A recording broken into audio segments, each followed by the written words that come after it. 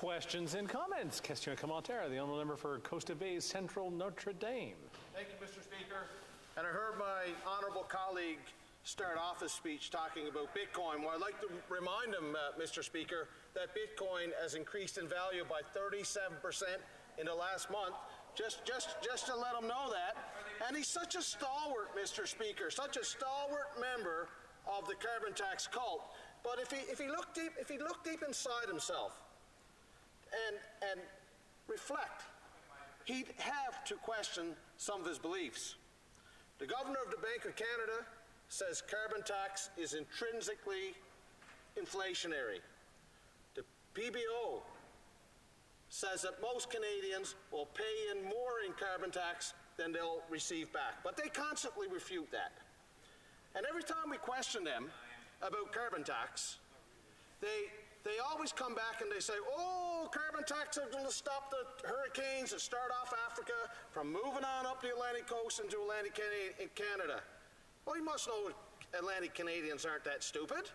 They all know the carbon tax can't stop hurricanes, but maybe you could explain this wonderful technology, the dome that's going to protect Atlantic Canada from hurricanes.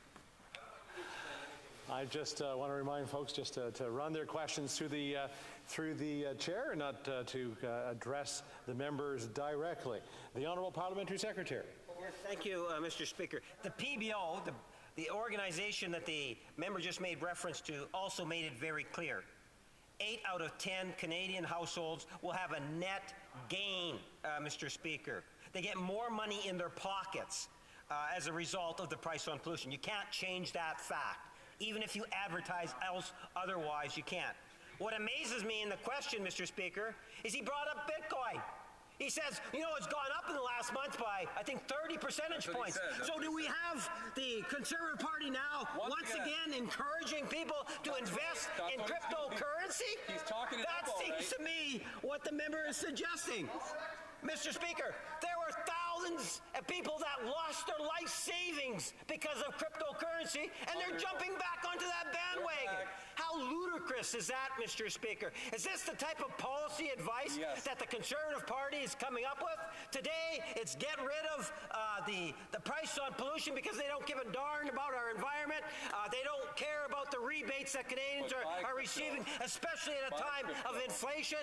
And, by the way, buy more cryptocurrency, Mr. Speaker.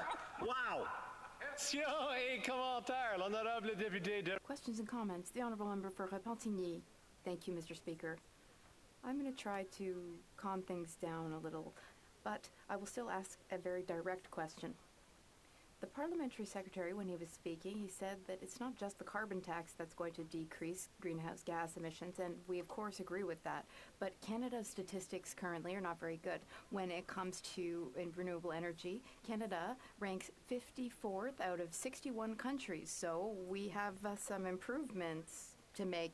Now, when it comes to greenhouse gas emissions, Canada ranks 56th out of 61 countries, and for subsidizing fossil fuels, we're number 2 of all G20 countries, so we really have some work to do. So I'd like to hear my colleague on other solutions, other ways to decrease GHG emissions. Winnipeg North.